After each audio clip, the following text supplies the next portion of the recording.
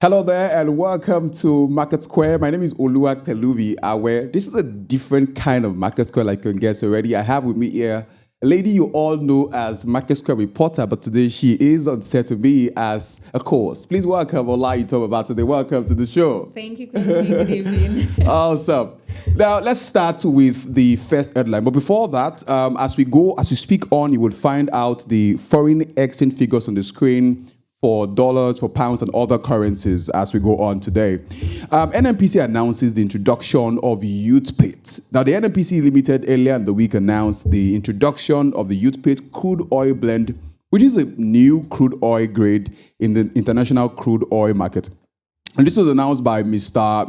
Soleyer, who is the Chief Communications Officer of NNPC. Now, Utapate is a fresh addition to Nigeria's oil export portfolio because Nigeria's crude oil export portfolio includes Bonny Light, Curabwa, and even Focados. And so the Utapate is characterized by its low sulfur content, making it a desirable product in the international oil market.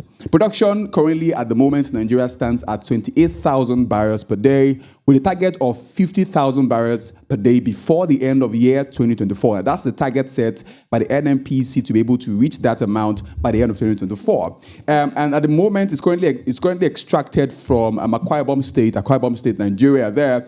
And in terms of export, the first cargo of Utapate was exported to Spain in July 2024. That was last month there.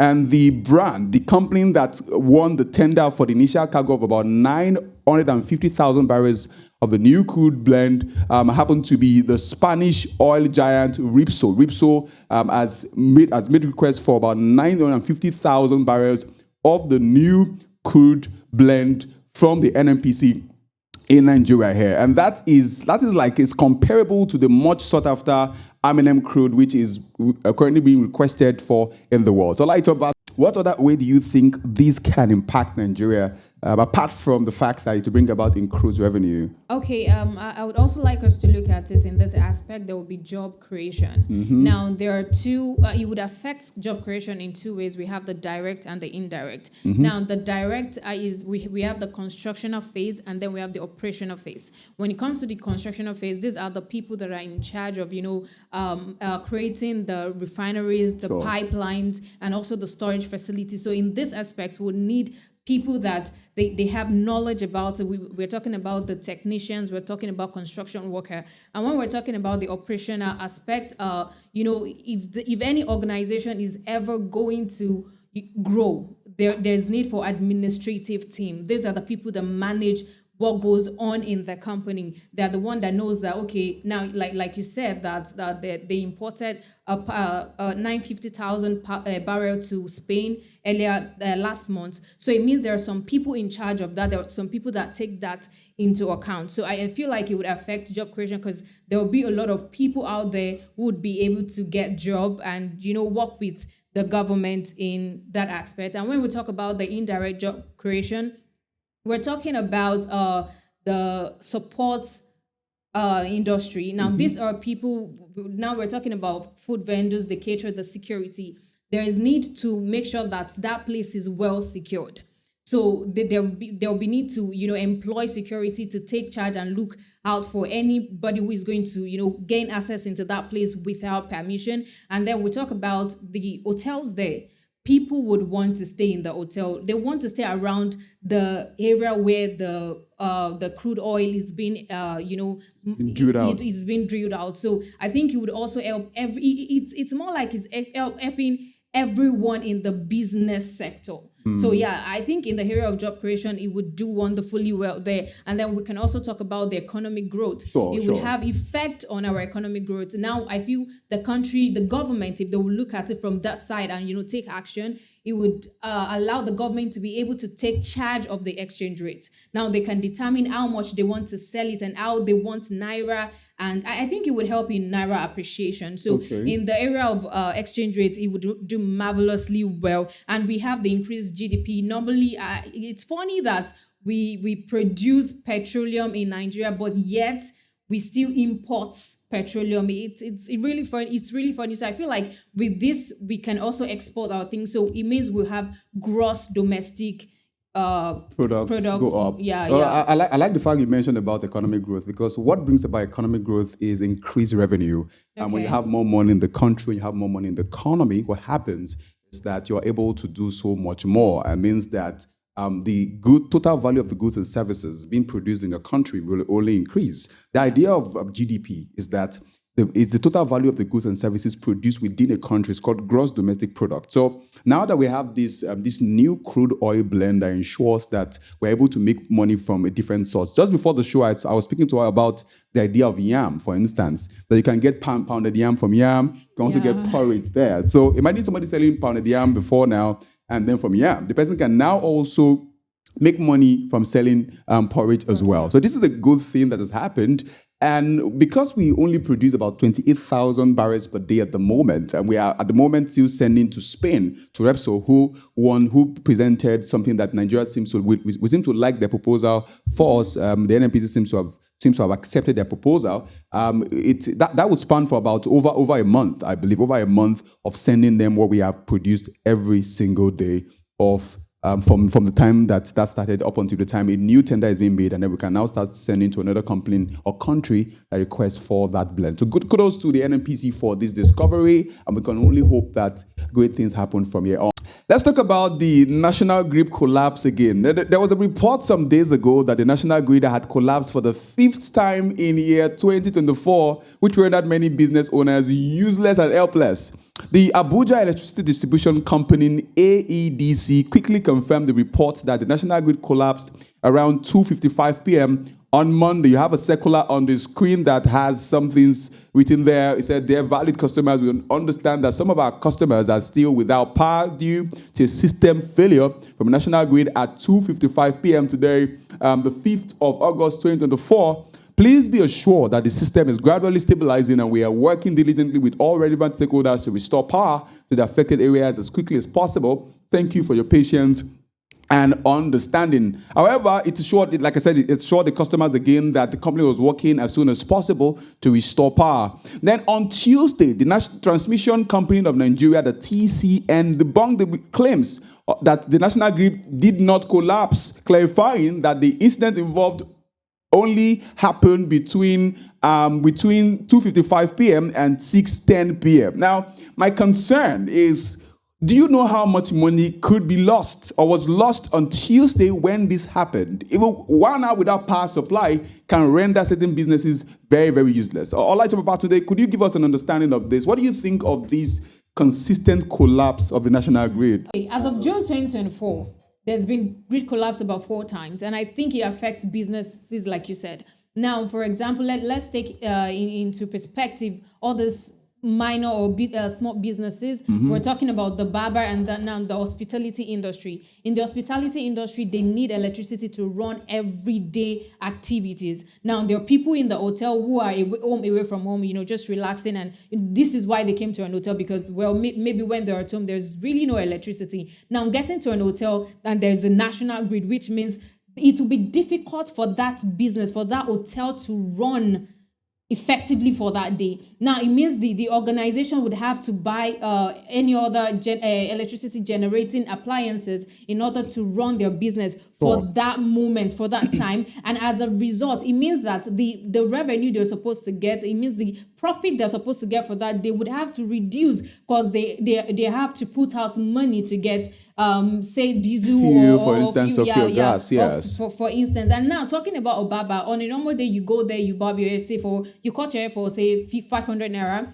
But now, in a situation whereby they have to use generator or something, now they're charging the people 1,000 naira. So it is not only affecting the business, now it's affecting the people that are, they're paying for these services too. Absolutely affects businesses as well. Now, usually when a business owner needs to buy fuel or gas to be able to power the generator and then get the hotel running or to BAB, usually they transfer the cost to the customers, and that would only imply that the cry by many people saying that things are hard in the country will only get louder because they now have to pay more. You might, if for a barber, for instance, people can decide not to even barb their hair, just carry their hair like that. But again, we must not underestimate what one can make within 1 hour. So even if it's 30 minutes of breakdown of power supply, I think there should be an apology with that regard, saying that we apologize for this. And just like the Abuja AEDC did already when they found out that National Grid had collapsed. Now, let's move on to talk about the CBN's approval for the merger between Unity Bank and Providus Bank. Now, we may well see the coming together of two banks again. The CBN has approved the merger of Providus and Unity Bank. The Apex Bank, in a statement signed by the acting director, corporate communications, Mr. MarketSquare, on Tuesday said the action is in accordance with the provisions in the CBN Act 2007. CBN Bank also announced the approval of a pivotal financial accommodation to support the proposed merger between Unity Bank and Providus Bank Limited. I'm going to get to that financial accommodation in a moment. But for now, the last time we saw a merger like this was in 2019, where you had the Access Bank and Diamond Bank merged together. We're seeing the same happen here. What do you think? Yeah, I feel it would help strengthen the financial system in the country, and it would also help with the potential systemic risk. Now, when we're talking about the financial system in the country, how it would stabilize things, I feel merging two banks together, it means they can merge in their resources and every other thing that they have in order to, to withstand economic challenges. So I feel on a good, looking at it from a good perspective, it's really a nice thing because they can avert any potential systemic risk through that, and because they have the resources they need, instead of looking at the bank staying on their own differently, and then they just go down the way without proper support from CBN. I feel like the resources they have would help them to manage the bank very well. So I think it's a great thing. It's a good thing. Well, so I said I was going to talk about the financial accommodation again, because right before our eyes, the CBN allowed Heritage Bank to close down. I mean, the CBN has approved a financial package worth about 700 billion naira to support the proposed merger between Unity Bank PLC and Providus Bank Limited. And the bailout is aimed at strengthening the stability of Nigeria's financial system, as confirmed in an official letter from the CBN, which detailed the terms and structure of the financial accommodation. And just to give you some more details, the loan it's a loan that's to last about 20 years at a monetary policy rate of minus 11%, with the minimum rate of about 6%. Now, payments will be made semi-annually, and a principal memorandum of about 5 years, meaning no principal payment are required for the first 5 years, starting from the 6th year. I'm going to ask you, right before our eyes, we saw the Heritage Bank go down, and then there was no support by the CBN. What do you think may have made that made the CBN not reach out to say, let's help you out of here? I think for Heritage Bank, there's been internal issue for about 4 years. So I think the CBN would have seen that before they would provide the funds for any bank, to merge and everything. I think they would have done their investigation and they would have done the research. And I feel like because of the internet issue that they have in Heritage Bank, it's better for the CBN to just stay put and, end off the Heritage Bank. Well, even I think on MarketSquare at some point I had a guest on the show that we discussed even that together. The link to that particular episode will be made available in the description, so you see and learn about why that happened. Because when I got the news, I put out on my status that why didn't the CBN reach out to help this bank? Why was there no bank saying let's merge with you? And I realized that. So what my guest, the person who responded to my chat, who is a professional, who eventually came on the show, spoke about the fact that their books have been unread for a while. Imagine a student who wants to get to secondary school and you check the person's report, all read, maths 10 over 100, all of that. You are discouraged even if you want to help the child. So I think the CBN had to just excuse themselves for that. But this move by Unity Bank and Providus Bank, plus the support by the CBN, is quite commendable. We may well begin to see more stability happen in the financial space.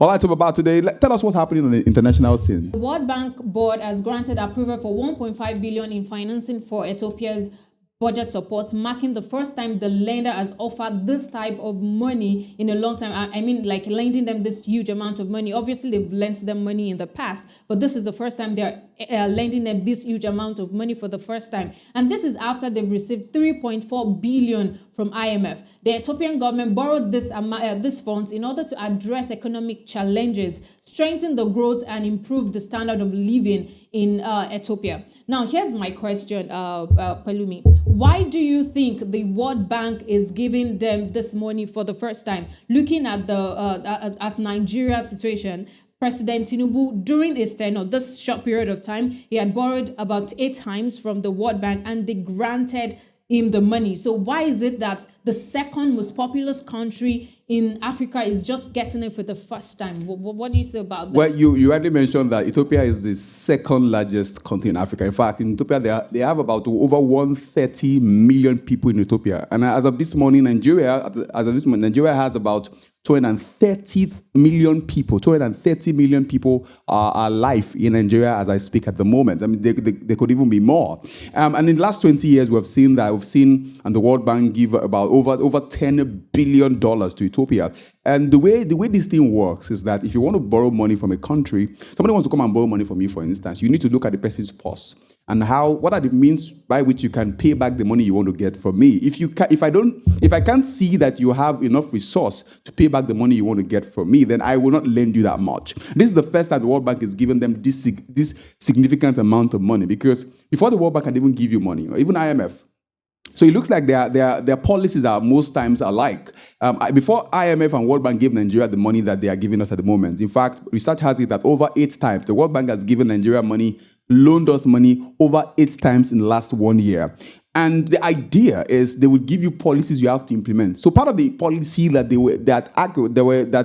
World Bank asked Nigeria to implement was the removal of fuel subsidy, was liberalizing the exchange rate. And so Nigeria decided we chose to keep to that. And then that's why, let's see, the World Bank gave us the money that they gave us. And so for Ethiopia to get the amount of money they are getting now means that because they have needs there. Ethiopia, a lot of people are unemployed there. A lot of people are below the income line. There's a lot of income inequality. Somebody could be getting, let's say, 100,000 of whatever their currency is bill, and then somebody else is getting about maybe five of that. And then you're asking yourself question, why is the gap between the rich and the poor so large? So how do you rate an economy that is rich? You rate an economy that is prosperous by the difference between the rich and the poor. When the gap becomes widened, then you're talking about the poor nation. And that's why you talk about the first world nation and the third world. There's no second world, because there's a big world between America and some African countries in the world. Now Nigeria is in the third world most times because we are just developed. We are just developing. We're not even developing. We are underdeveloping actually.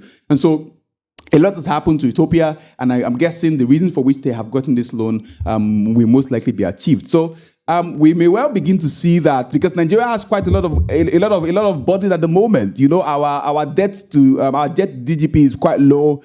Debt to revenue is also getting better. It started getting better since President Tinubu came on board.